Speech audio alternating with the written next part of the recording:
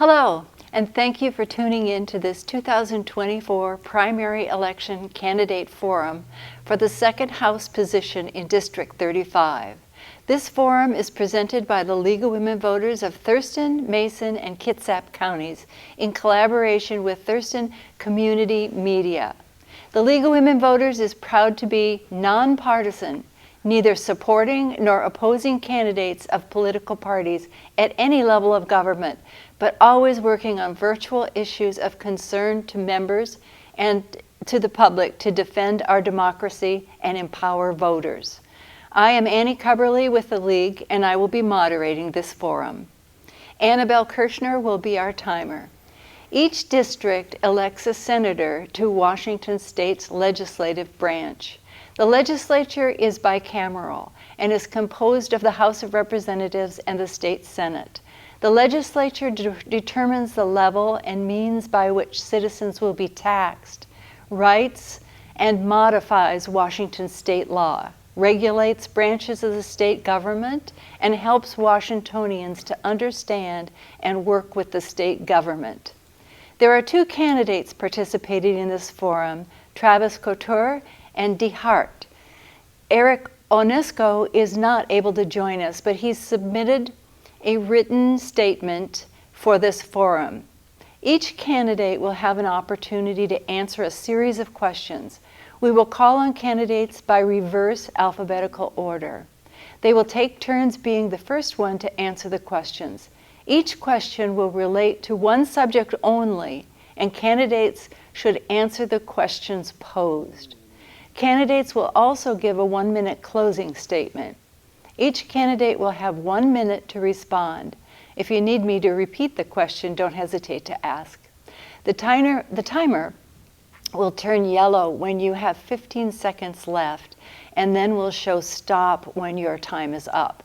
If you don't notice the sign, and I can't believe you would miss it, but I will let you know. We stress the importance of civility in our forums. Candidates, you each have received the ground rules for the forum and have agreed to abide by them. Before we begin with questions, Aaron Onesco has submitted the following statement. I'm grateful for the chance to share a few words with you. My name is Eric Onesco, and I have served on the Shelton City Council for 6 years, 2 of which I spent as mayor. I strongly believe that regardless of political affiliation, our priority should always be to do what is best for the community and the organization we represent. While I have my own beliefs, I also value and respect the beliefs and convictions of others. I apologize for not being able to be there in person. I had a long planned trip with my senior. Okay, beginning with James DeHart, the first question is, as small businesses continue to recover from the COVID-19 pandemic, what support can the legislature give to them? Thank you for that question. I appreciate it. Small businesses are the lifeblood of our community, and I believe that helping our small businesses survive and thrive is of utmost importance. They are the ones who create jobs in our communities, and they are the ones who create wealth in our communities. The legislature can absolutely help them with subsidies if needed, can absolutely help them with grants that they can apply for certain rehabilitation or issues that will happen with their business. And I truly look forward to finding new and creative ways to help our small businesses in the future. Okay. And you? All right, thank you for the question. Our small businesses are very important to our economy here in Washington State. And over the last 10 years, state spending has over doubled, while people at home have not seen their incomes rise by the same amount. And as we look at state spending, what we're starting to see in our economy is a time of high inflation, a time of high taxation, and a lot of government spending, and that hurts not only people at the kitchen table, but many of those people at kitchen tables that own small businesses, and it hurts the employees that work inside of those small businesses. One of the things that we should be looking at is how to give relief, especially in a time where there is a lot of inflation and a lot of turmoil in our economy. And as we go forward, we need less government interaction with our small businesses, not more of it. That's what's going to help small business. Okay. Beginning with Travis Couture, the next question is, what is your position on ending long-term solitary confinement with persons who are incarcerated?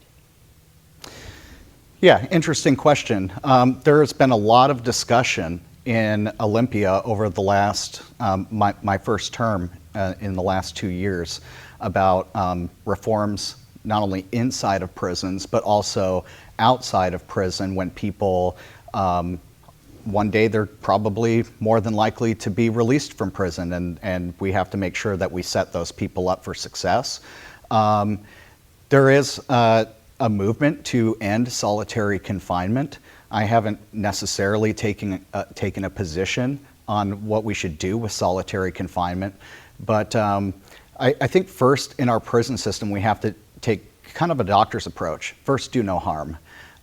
We have a prison penal system for a reason, and sometimes in order to keep people safe inside prisons, whether that be corrections or other inmates, they might need to be confined to solitary confinement. But I am interested in looking for solutions that ensure that we don't put people in solitary when they shouldn't have to be. Thank you. James? Thank you for the question. To me, solitary confinement feels like cruel and inhuman punishment. And that is one of the things that I would work to take away from our prisons, is these ways of affecting our prisoners psychologically in negative ways.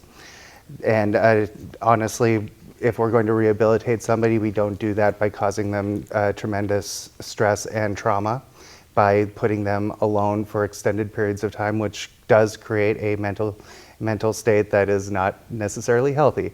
So I would absolutely end the practice of solitary confinement and look for better ways to rehabilitate folks than keeping them alone for extended periods of time. Thank you. Beginning with James, the third question is, what role, if any, do you see for state government in reproductive health care? I believe state government needs to protect it. I believe that that women in our society are now being treated like second-class citizens in a lot of our states. Maternal mortality rate has gone up. We need to protect people's lives, and one way to do that is to protect reproductive health care. And I don't mean just abortion, I mean contraception and family planning, which is what a lot of these community organizations do. I am not saying that we need to legalize abortion on a large scale, but at the same time, people can die from certain conditions if abortion is not taken at that point. Ectopic pregnancies, for example, come to mind, and there are people in, say, Texas that are being forced to carry non-viable pregnancies to term for no reason other than the cruelty of the state. So I believe the state needs to step up. Thank you. Yeah, thank you for the question. Anytime we talk about abortion, it is a heavily charged topic in our communities and across the country. And also, it's a very emotional and trying time for any woman who has to, make that decision or not. So we have to respect women, and we have to make sure that we're trying to take care of them. In the 1970s and in the 1990s, voters twice approved protections for abortion in our state. And my stance has always been that, we respect the will of the people in the state of Washington when they vote by initiative or by referendum. That includes $30 car tabs, that includes when going against a state income tax or many other different things. Even if I might not agree with it, we have to respect the will of the people, and that's what the people in Washington state want, and we have to protect those. Thanks. Okay, thank you. Okay, returning to Travis, the next question is, what are your views on diversity, equity, and inclusion? Yeah, sure. I serve on the K-12 Education Committee in the House, And one of my big fights in the legislature over the last 2 years, which we've made a lot of progress on, are things like special education.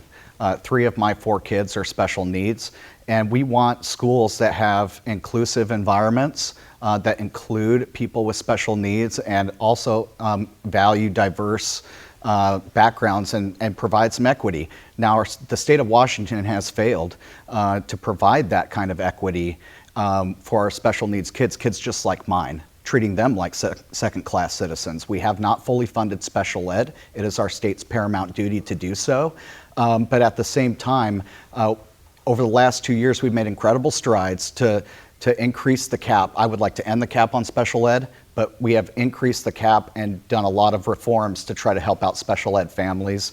So I mentioned that to say that is my view on DEI, that we should be looking to include people. Thank you. I would like to echo that about special education funding. Travis has done a great job in trying to remedy that situation. To me, diversity, equity, and inclusion, or DEI, is incredibly important to our society. We're a melting pot in this country.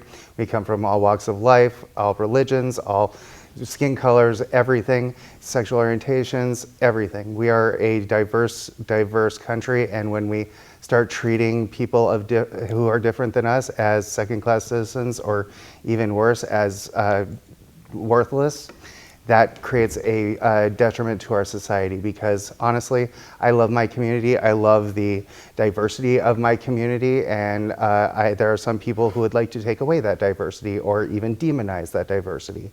And that does nothing to bring a community together. It does everything to pull it apart and separate us from each other. And so I absolutely agree with DEI training and DEI going forward as a big thing in the state. Thank you. Beginning with James again, the 5th question, my prompter has stopped. The 5th question is, if passage of Initiative 2109 repeals the capital gains tax, what alternatives would you support to fund K-12 education, early learning, and childcare? Sure. So I'm really hoping the capital gains tax doesn't fall, because we need to make sure that the ultra-rich are paying their fair share. However, be that as it may, if it does fall, we would need to look at changing the way we fund education. It's quite a headache, and it's convoluted in every single way, and it's time that we simplified that. The legislature does fund 84% of education, which is a lot, and the rest of it relies on our taxes for property ownership. So I would look at simplifying that, as well as looking at what we're doing with cannabis tax money. That was supposed to go to education and help fund education, and we need to make sure that that's where that money goes. Okay, thank you. And Travis. Thank you. As I sit on the House Appropriations Committee and also the Education Committee in the House, it becomes pretty clear to me that, especially over the last biennium, the majority party has tried to create budgets that are a little bit for everybody, but not enough for anybody. We have a roughly $75 billion NGFO state budget, not including federal dollars. And we have plenty of money to fully fund special ed, basic ed, and frankly, within the capital budget to help fix the SCAP model, to help build us new schools so that we send our kids to schools where there isn't lead in the water and asbestos in the walls. And so I think that we can do without the capital gains tax, and we can do a lot of these things within existing funds, but our values match our priorities. And if you value, giving a little bit of money to special interests along the way instead of funding our paramount duty, then you value the state budget that we've had. Thank you. Beginning with Travis again, the final question is, how would you address the need for behavioral health services? Yeah, of course. We have a huge problem with behavioral health, including substance abuse treatment. We just have a lack of it. We have a lack of mental health in all of our communities. And as the 35th district is mostly rural from top to bottom with only one fully incorporated city, Shelton, inside of it, our rural communities suffer from a lack of these treatment and services as well. And so we have a really tough time where first responders have to often respond very expensively, or our hospitals, who are $2 billion in the hole in the state of Washington, to try to cover for these services. We have to keep going down the path of True Blood and build these things out, but also there's not enough workforce when we do build it out. So we have to tackle the workforce problem as well, so that when we build beds, we have people to staff them. These are people's brothers and sisters, mothers and fathers out there, and we need to help them. We need to stop having state laws that enable us to walk over people who need us the most. Thank you. James. Thank you very much. So this is an issue that is dear to my heart. Ever since the 1980s, when the Reagan administration took away a lot of funding for the mental health facilities in the entire country, we've had a mental health crisis on our streets. Our homelessness has increased significantly with people who have mental health issues. So we need to bring more funding into the state Medicaid, so we can help people get those services when they can't afford them.